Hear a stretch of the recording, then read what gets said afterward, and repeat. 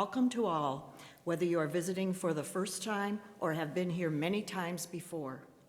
Whether you are joining us here in the sanctuary, remotely via Zoom, or watching this recording later, it is good to connect with you.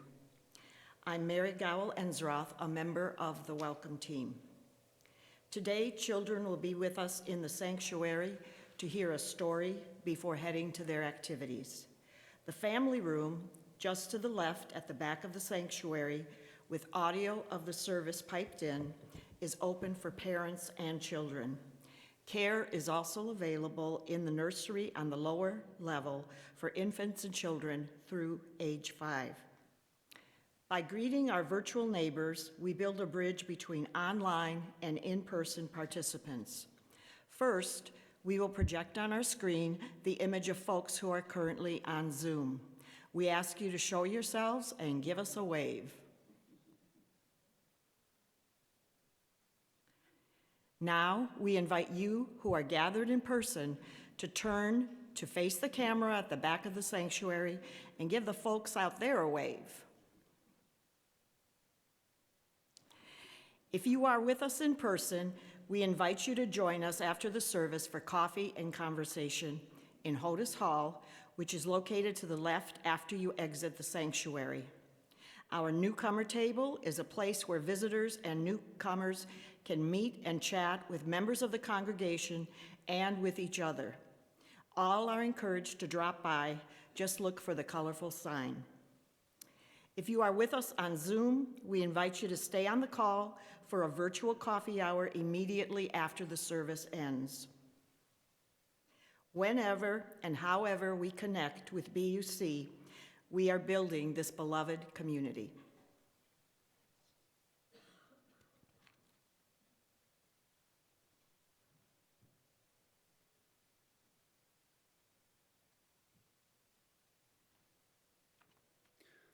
What if sometimes it's not about a light in the darkness?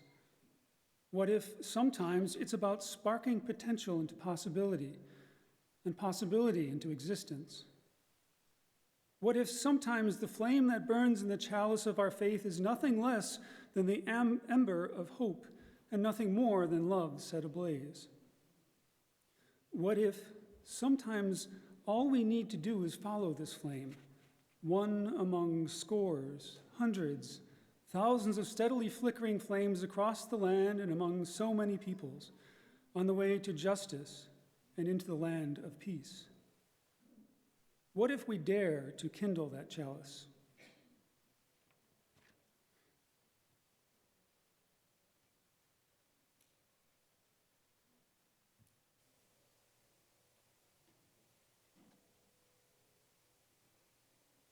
We invite you now to rise in body or in spirit and join in singing We Utter Our Cry, hymn 137.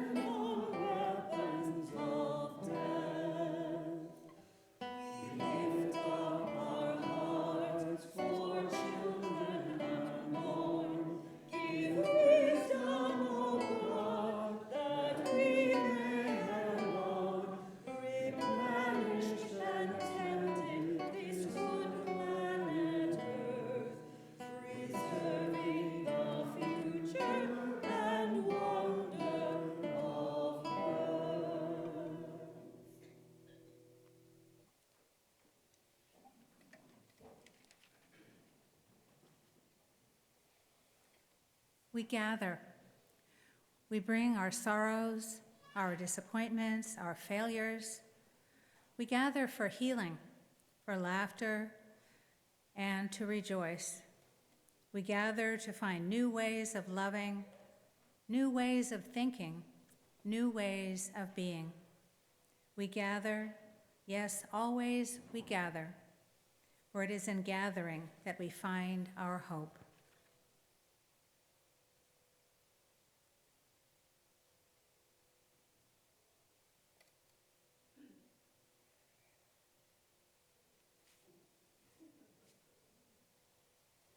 I'm not seeing Shannon. Shannon, are you here?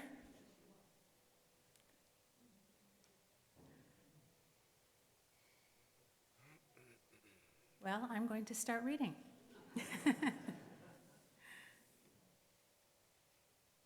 This story is Stolen Words by Melanie Florence, who is a member of the Cree tribe. She came home from school today, skipping and dancing, humming a song under her breath, clutching a dream catcher she had made from odds and ends, bits of string, plastic beads, and brightly colored feathers. Her glossy braids danced against her shoulders, swaying with her, black as a raven's wing. "Grandpa," she asked, clutching his hand, spinning under his arm before dropping it again, "how do you say grandfather in Cree?" He stopped breathing for a moment, a lifetime to a 7-year-old. He looked down at her sadly. "I don't remember," he said. "I lost my words a long time ago." A frown clouded her face. "How do you lose words, Grandpa?" she asked. "They took them away," he answered. She thought for a moment. "Where did they take them?" she asked.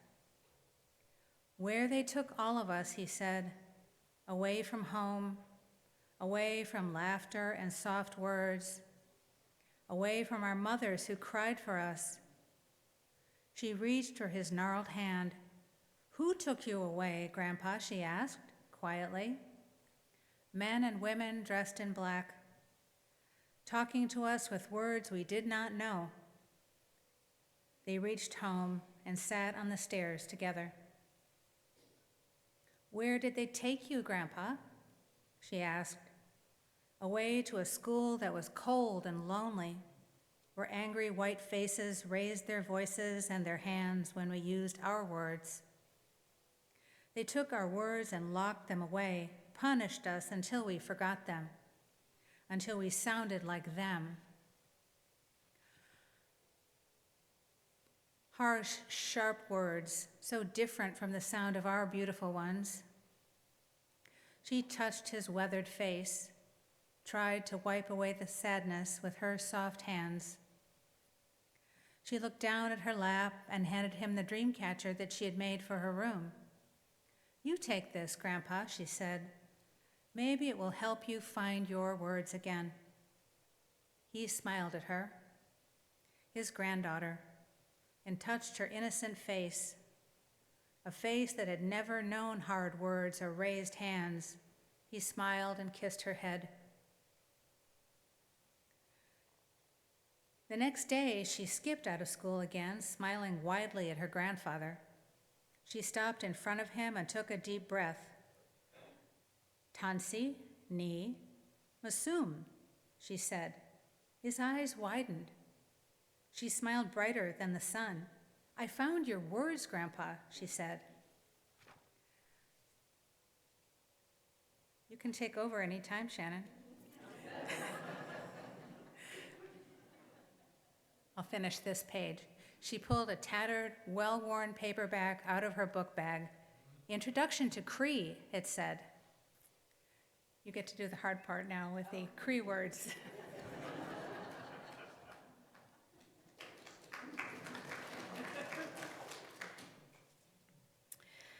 My teacher helped me to find this for you at the library.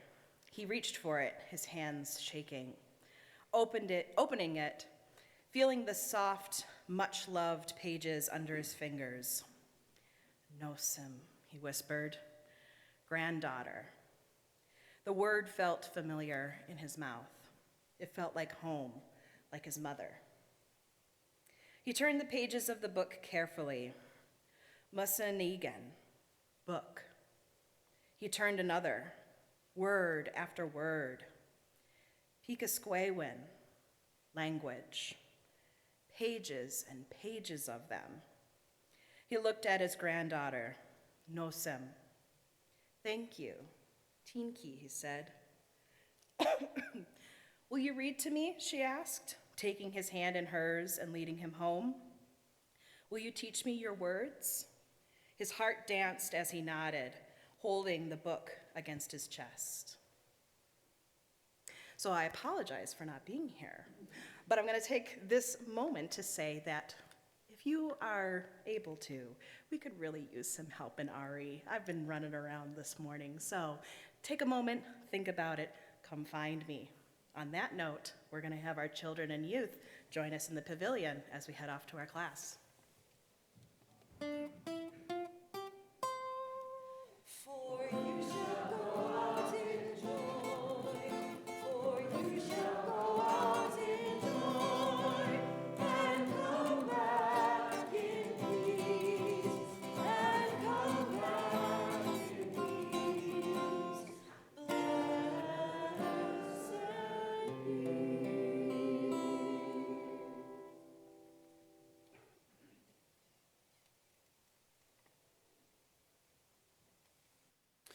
The mission of Birmingham Unitarian Church is to be a free and welcoming religious community that encourages lives of integrity, learning, service, and joy.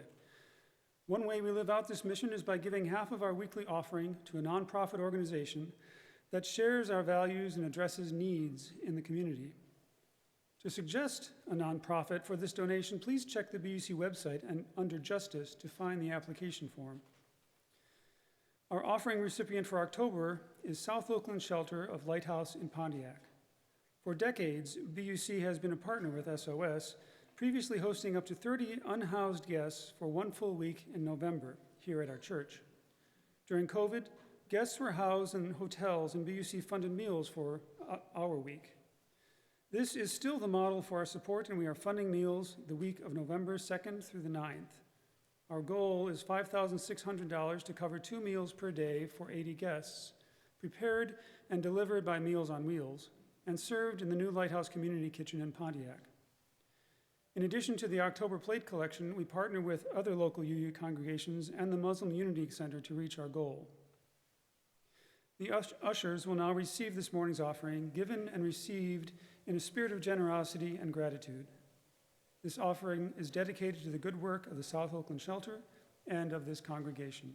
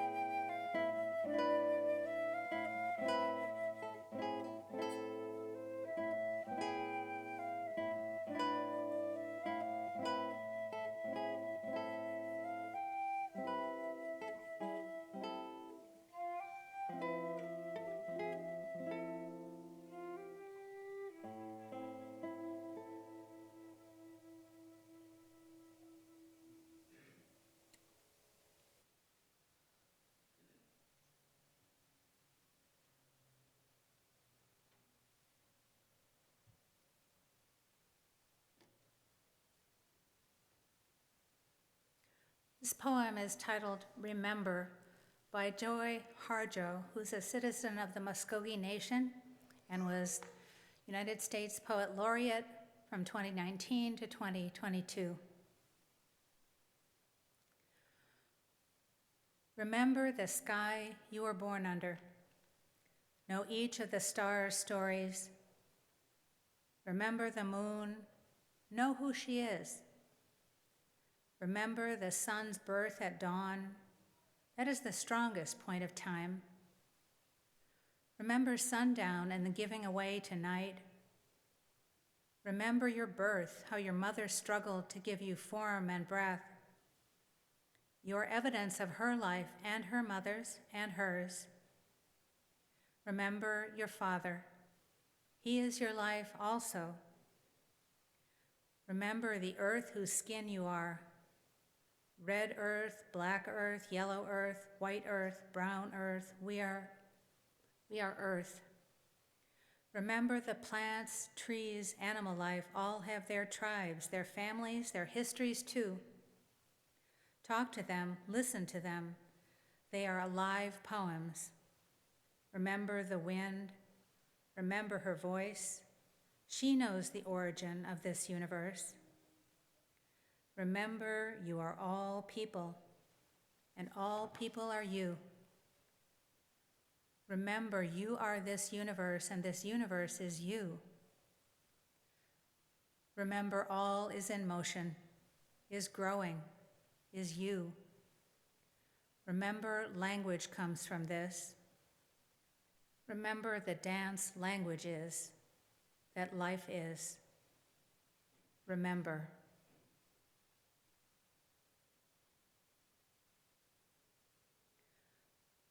We hold each other in our hearts and minds with all our joys and all our sorrows.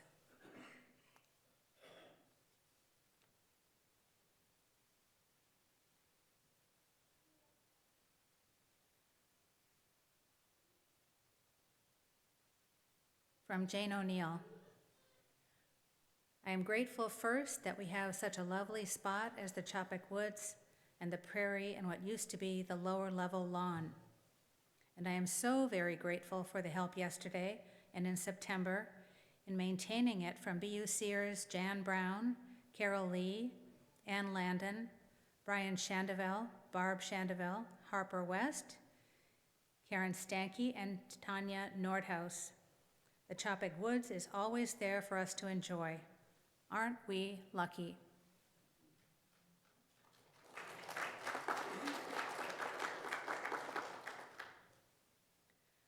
We remember those experiencing losses and those facing health challenges. We pray in whatever way we pray for all those affected by war, by hatred and violence. We pray for peace. The cares of the world are many. Even when the cares of the world weigh on us, may we find joy in our connections with each other and in the pleasures that life holds. Let us take care of one another and ourselves in all the ways we can. Let us make this a safe and welcoming place for all. As we hold each other in our hearts and minds with all our joys and all our sorrows, whether spoken or unspoken, let's take a moment to be quiet together.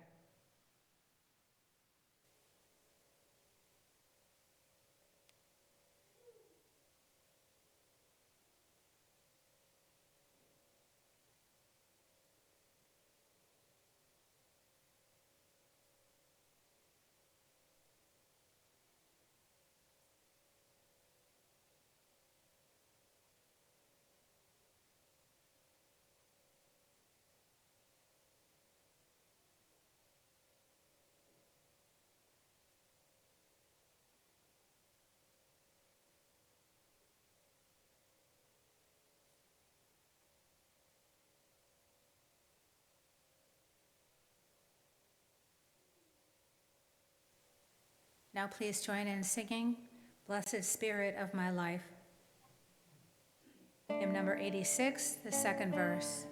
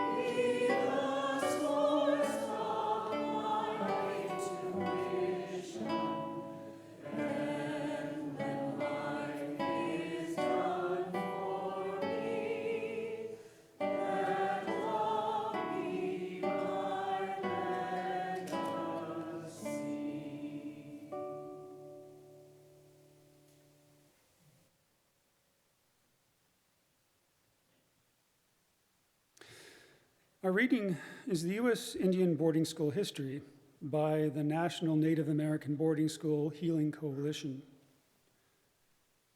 The truth about the U.S. Indian boarding school policy has largely been written out of the history books.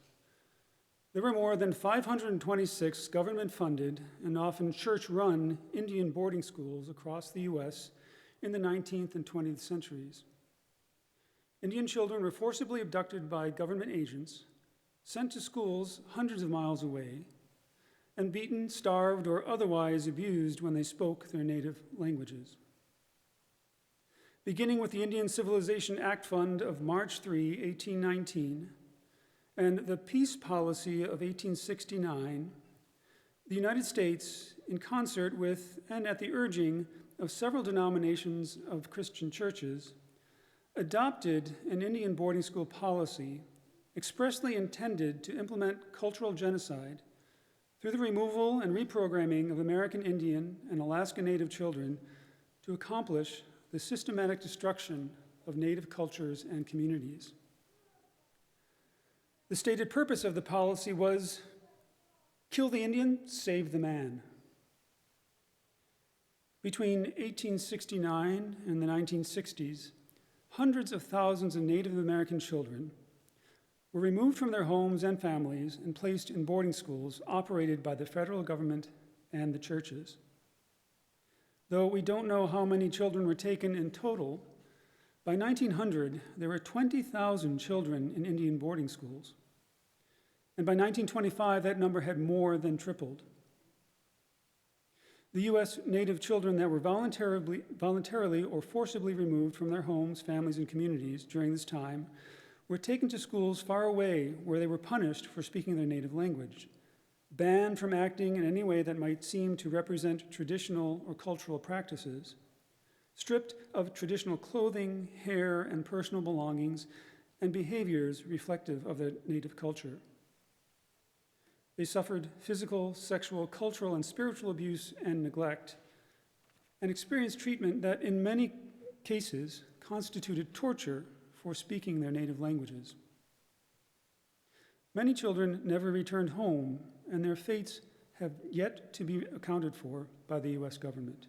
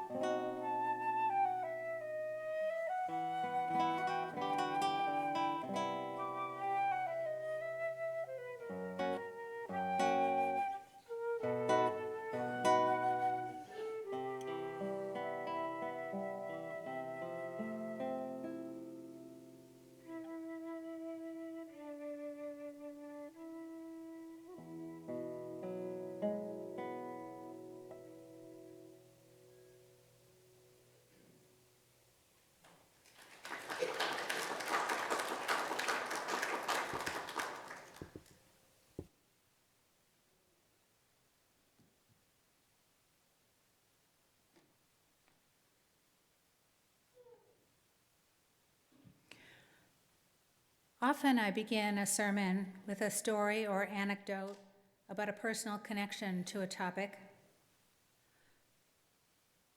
This week I plan to save my story of a personal connection, which is a connection with several degrees of separation, until the end of the sermon. And yet the history of the United States indigenous boarding school system is really a history to which we all have a personal connection, with no degrees of separation.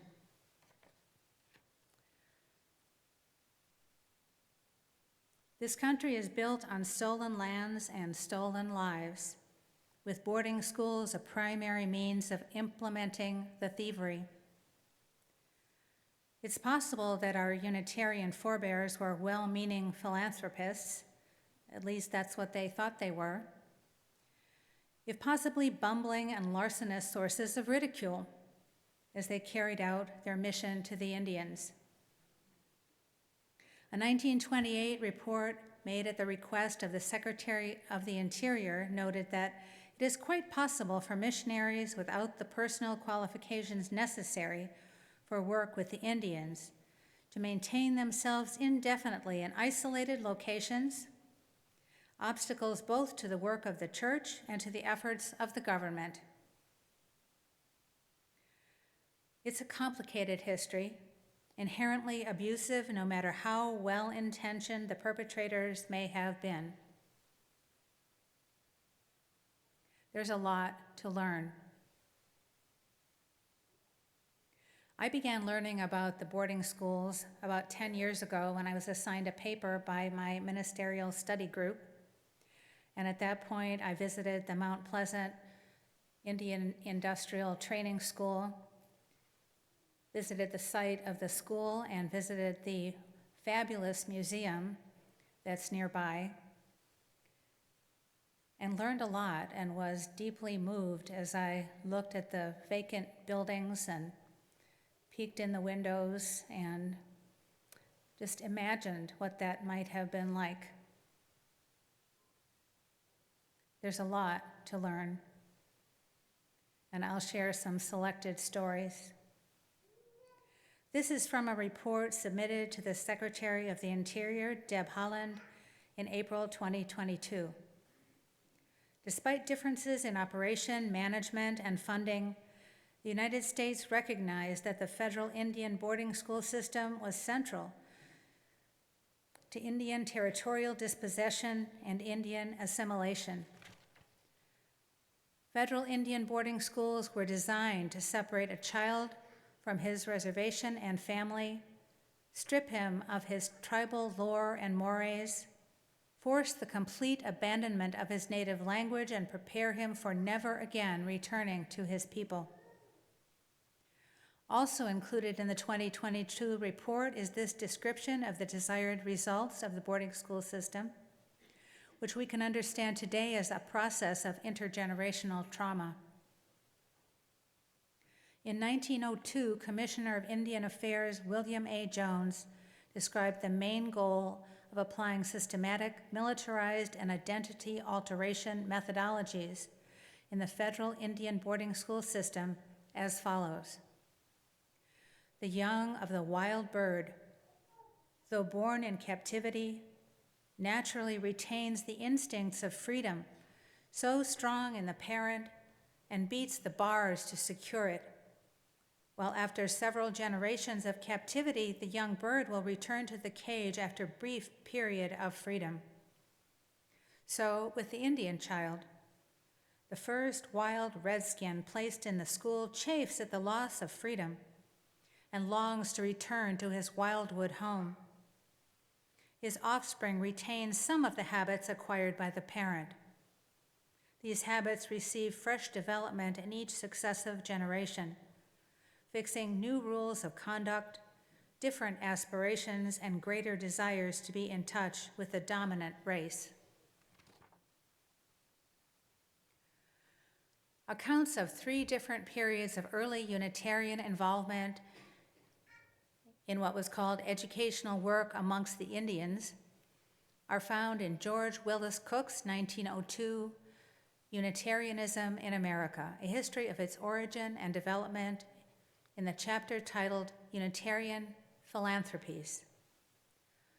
Cook provides this context. The liberal movement in religion was characterized in its early period by its humanitarianism. As theology grew less important for it, there was an increase in its philanthropy. With the waning of the sectarian spirit, there was a growth and desire for practical reforms. The awakened interest in man and enlarged faith in his spiritual capacities showed itself in efforts to improve his social condition.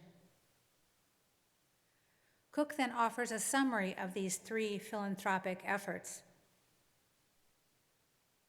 The first of these proved abortive, but is of much interest. James Tanner, a half-breed Chippewa or Ojibwe from Minnesota, appeared before the board of the association, that's the Unitarian Association, February 12, 1855, in behalf of his people.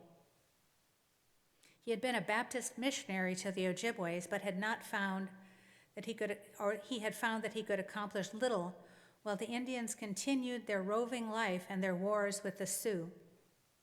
He therefore wished to have his people adopt a settled agricultural life.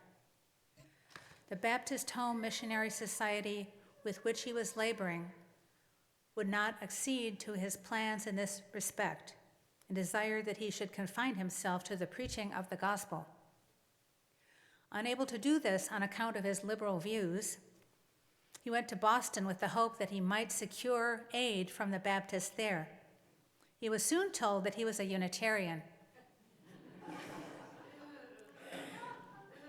and he sought knowledge of those of that faith. He was thus led to apply to the Unitarian Association for help, which was granted. He secured an outfit of agriculture and other implements and returned to his people in the spring of 1855.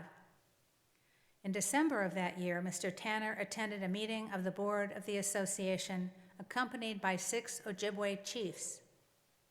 On this unique occasion, the calumet was smoked by all present, and addresses were made, the calumet, I think that's a pipe, was smoked by all present, and addresses were made by the Indians.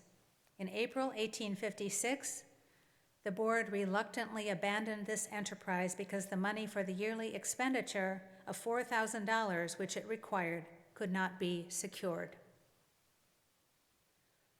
Cook describes the second Unitarian foray into philanthropy among the Indians in the person of Jabez Nelson Trask. In 1871, President Grant inaugurated the policy of educating the Indians under the direction of the several religious denominations of the country. To the Unitarians were assigned the Utes of Colorado. The reservation at White River was placed in charge of Mr. J.S. Littlefield, and that at Los Pinos of Reverend J. Nelson Trask. Trask's involvement is detailed in a history of the Utes titled, "The Utes Must Go." In conformance with Grant's peace policy, the Indian Bureau sent out well-meaning reformers to the Utes, including a few Unitarian ministers whose entire training consisted of a theological degree from Harvard. One such agent, the Reverend Jabez Nelson Trask, came to Los Pinos from a brief stint as a minister in Salem, Massachusetts. Despite his passion to reform the Utes, or maybe because of it, he immediately antagonized the Utes under his care. The Utes, he reported, had a repugnance to both reading and writing, and given their nomadic way of life, they could not be kept on the reservation. Trask is described as an eccentric. Trask walked about the agency in a dark blue swallowtail coat, skin-tight trousers, and, to protect himself from the sun, an old-fashioned floppy beaver hat with broad brim, and a set of green eye goggles. Though a man of sterling honesty and guileless simplicity, and a deadly enemy of the grafter, a co-worker at Los Pinos said his supreme hobby was to civilize and Christianize the Utes all in one day. In the end, Reverend Trask proved to be a needless crank, tactless and incompetent, and no more fit an Indian agent than would be the devil placed in charge of a powder house. Another observer noted, "I don't believe Mr. Trask is a sane man. His eccentricities unfit him for an agent." Yet another version of Trask's story is given by John Burns, former president of the UUA, in the foreword of the 2003 book, Soul Work. When the Native American tribes were assigned to various religious denominations during the Grant administration, the Unitarians were given the Colorado Utes. Reverend Jabez Trask, a young Harvard-trained minister, was sent as their superintendent to set up churches and schools, teach agriculture, and establish trade. Trask had the good sense to see that the Utes were doing just fine with their traditional hunting and fishing. He left all the government money that he was provided on deposit in Denver to earn interest to pay for scholarships for those Utes who might one day want some schooling. He settled down to learn from the Utes until he was relieved, as he put it, for doing my job too well. The website of the Mountain Desert District of the UUA puts this perspective on Trask. The Mountain Ute tribe was visited in 1871 by the Reverend Jabez Nelson Trask. The Harvard School graduate was sent by Massachusetts Unitarians to serve as government agent to the tribe at Los Pinos near Gunnison, Colorado. During that period, many U.S. Protestant denominations pressured the government into allotting official posts to its missionaries. Extremely confident of his righteousness and comfortably narrow in his view, Trask did not get along with the Utes, though they found him a great source of amusement, which you can imagine with that getup that he had, because of his customary garb, large green goggles and flared trousers. Neglecting to spend any of the monies granted for the benefit of the Ute, Trask was removed from his post after 1 year. And back to Cook's 1902 account of the third philanthropic effort of the Unitarians in the person of Henry F. Bond.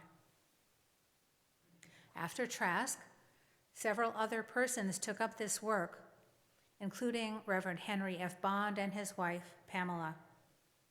In 1885, the Utes were removed to a reservation in Utah. In the spring of 1886, Mr. Bond returned to them for the purpose of establishing a boarding school amongst them, but not getting sufficient encouragement, he went to Montana, where in the autumn he opened the Montana Industrial School, with 18 pupils from the Crows in attendance. Buildings were erected, farm work begun, carpenter and blacksmith shops put in operation, all at a cost of $20,000. The school was located on the Bighorn River, 30 miles from Fort Custer. It was the object of the Montana Industrial School to remove the Indian children from their nomadic conditions and to give them a practical education. With so much of instruction in books, it would be of real help to them. The boys were taught farm work and the use of tools, while the girls were trained in sewing, cooking, and other useful employments. At the same time, there was constant training in cleanliness, good manners, and right living. The school was fairly successful, and the results would doubtless have been important could the experiment have gone on for a longer period. In 1891, Mr. Bond withdrew from the school on account of his age, and it was placed in charge of Reverend A.A. Spencer. With the 1st of July, 1895, however, the care of the school was assumed by the national government. Bond's story, too, is told in many different ways. The website of the Mountain Desert District of the UUA tells it like this. Following Mr. Trask was one General Charles Adams, whom the New England Unitarians were horrified to learn was a Roman Catholic. These folks were pretty narrow-minded overall. Through political shenanigans, the good general, well-liked by the Ute, was soon succeeded by the Unitarian Reverend Henry Bond. Mr. Bond left quickly when a shortage in the cattle fund was uncovered. That might be the larcenous part. He resurfaced in Wyoming in the late 1870s. And Bond's story is told in this way, in his biography of the Harvard Square Library in an entry dated 2011. As a pioneer minister to Omaha, Nebraska, then still a frontier but fast-growing community, besides ministering to the newly organized Unitarian Church and securing the erection of its first church building, he learned something about the condition and need of the remnants of the Indian tribes still living or wandering in the Missouri Valley, and became deeply interested in the problems connected with their adaptation to civilized life. In 1874, he accepted appointment as United States Indian Agent among the Utes at Los Pinos Agency in Colorado. He threw himself ardently into the work of improving the condition of his charges. Building schools, breaking out farms, constructing irrigation ditches, adjusting quarrels, preaching morality and the simplest forms of Christianity. It was tough pioneer labor without much response or cooperation from a rather sullen band of Indians, just emerging from barbarism, and without much help or recognition from the Indian office in Washington. 2 years of such labor was all that his always frail body could stand, and he returned to Massachusetts and to quiet pastorates in Northborough and Nantucket. In 1886, his compassion and zeal for the Indians flamed up again. The American Unitarian Association undertook to construct and open a mission school on the Crow Reservation in Montana, and Mr. Bond, then in his 67th year, eagerly accepted the superintendency.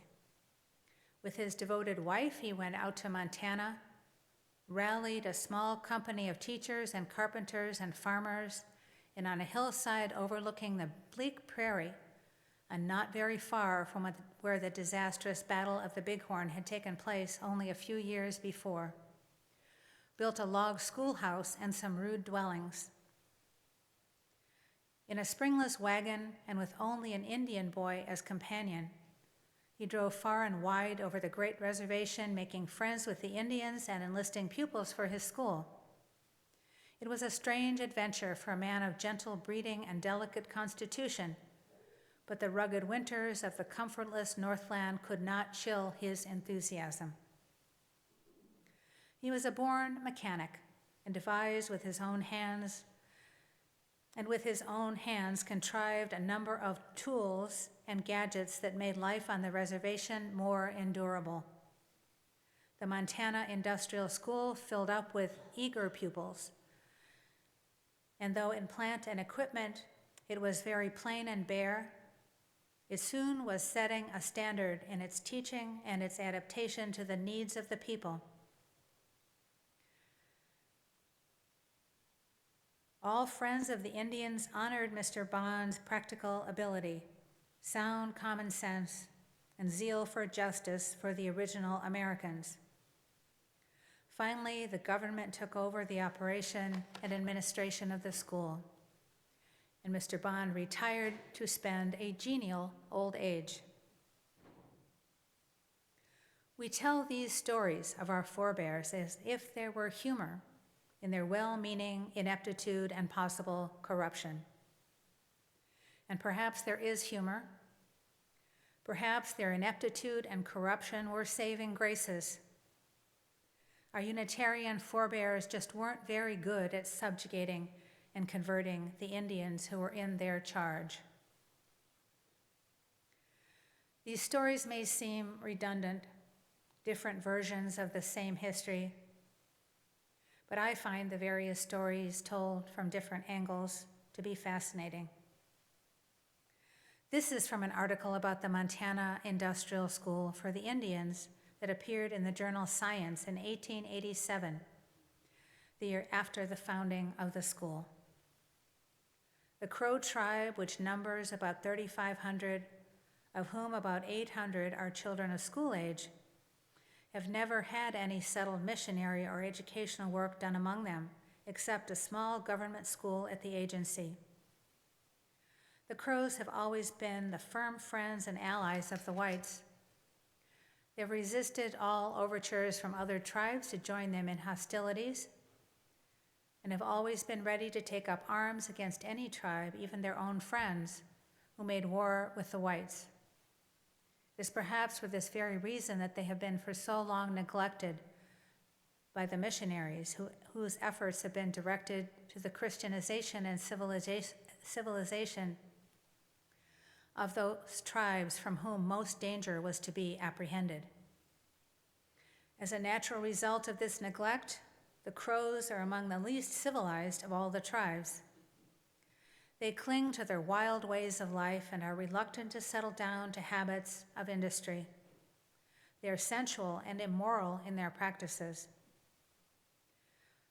Nowhere would there seem to be greater need of missionary and educational work, and Mr. Bond decided that here was the best field of labor. At the time of the last report to the association, April 30th of the present year, that was 1887, the school was in operation with 18 pupils with a prospect of having the full quota of 50 as soon as its equipment is complete. Mr. Bond reports the Crow children at the school as docile, affectionate, intelligent, and happy in their new surroundings. They are quick to learn and interested in their studies and in their occupations. They are to be taught under the contract with the Indian Bureau the various industries which will fit them for the duties of civilized life. One of 3 boys who had run away, and who, as the ringleader, was refused permission to return, offered to submit to punishment if only allowed to come back.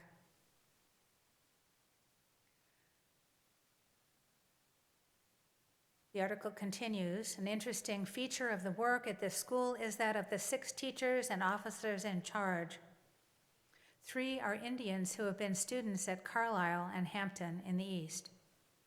It is intended to add a kitchen, blacksmith shop, carpenter shop, and slaughterhouse. The slaughterhouse is a necessary adjunct of an Indian school in order that the Indian boys may be taught how to kill animals for food mercifully, and also how to cut them up scientifically instead of hewing and hacking them as they now do. The 1887 article concludes, the curriculum is not yet completely systematized, but probably half the time will be given to industries and half to the schoolroom exercises. The industrial training will include blacksmithing, carpentry, farming, and butchering for the boys, and housework, sewing, and cooking for the girls. The outlook for the school seems excellent, and if the hands of the teachers are upheld by sufficient funds, an excellent work will be accomplished.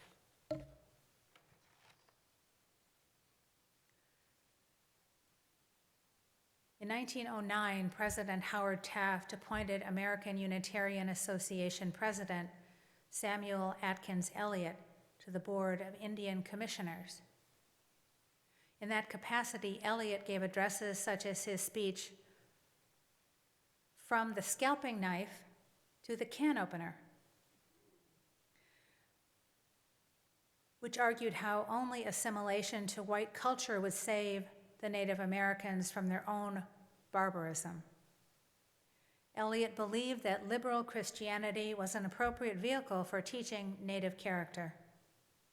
He must be first trained to strength of will and steadiness of purpose.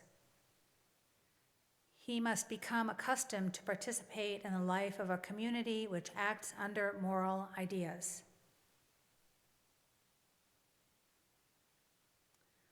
The Montana Industrial School for Indians was featured in an article in the UU World magazine in 1986.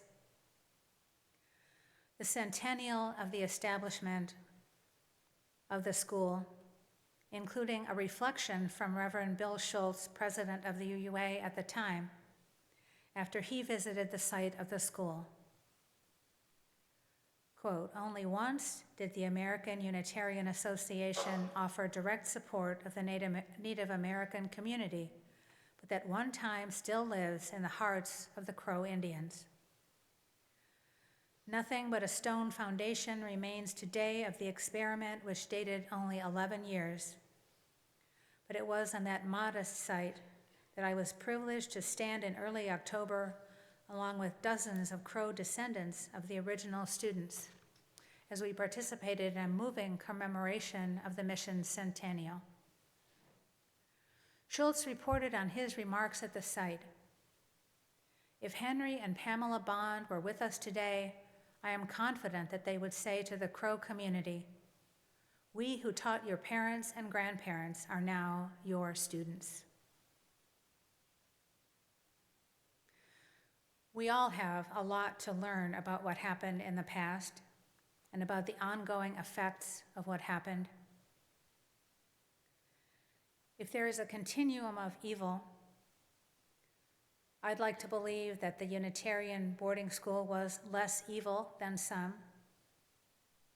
There appears to be no evidence that the sexual abuse and other forms of physical and emotional abuse that were rampant in some of the schools took place at the Montana industrial schools. Yet the boarding school system was inherently abusive, taking children from their families and communities with the intended effect of destroying family, language, and culture.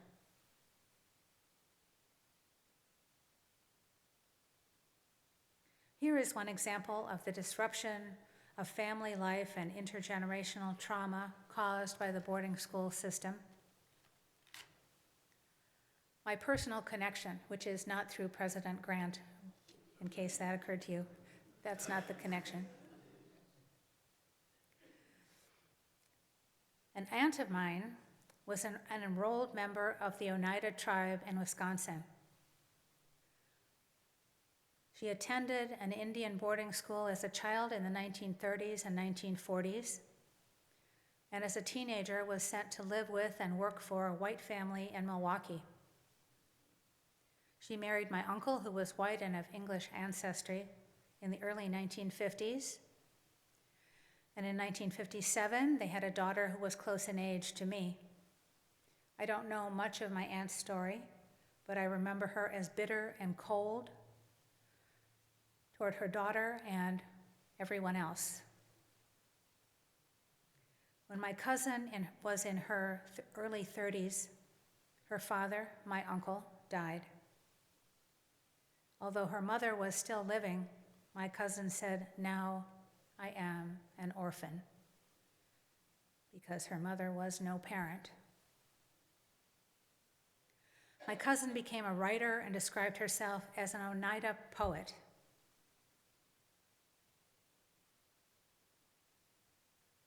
She used 4 names.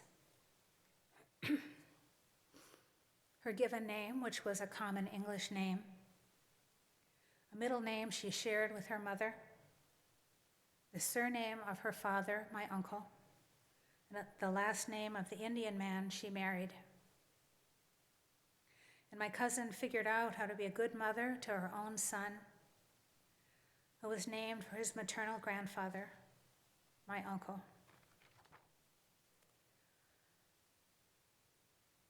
To understand the true extent, the true horror and insidious nature of the genocidal acts perpetrated against the indigenous people of the United States, is to understand the human capacity for evil, as well as the human capacity for resilience and survival.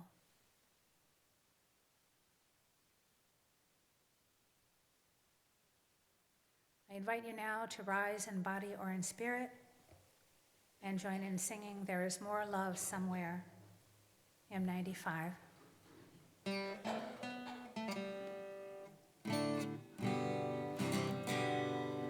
is more love somewhere. There is more love somewhere. I'm gonna keep on till I find it. There is more love somewhere. There is more hope somewhere. There is more hope somewhere. I'm gonna keep on till I find it. There is more hope somewhere. There is more peace somewhere. There is more peace somewhere. I'm gonna keep on till I find it. There is more peace somewhere. There is more joy somewhere. There is more joy somewhere. I'm gonna keep on till I find it. There is more love somewhere. There is more joy somewhere. There is more joy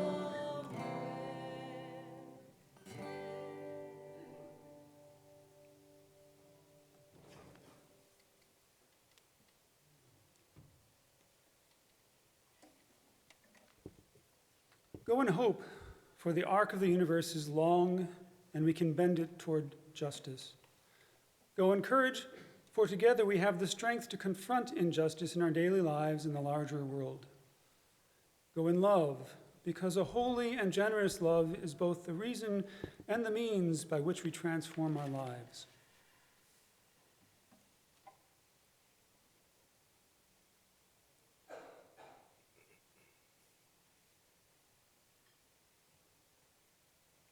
May we live our lives fully and creatively so that we may be a blessing to ourselves, to each other, and to all those whose lives we touch. Please remain seated during the postlude for a moment of reflection as we listen to the music.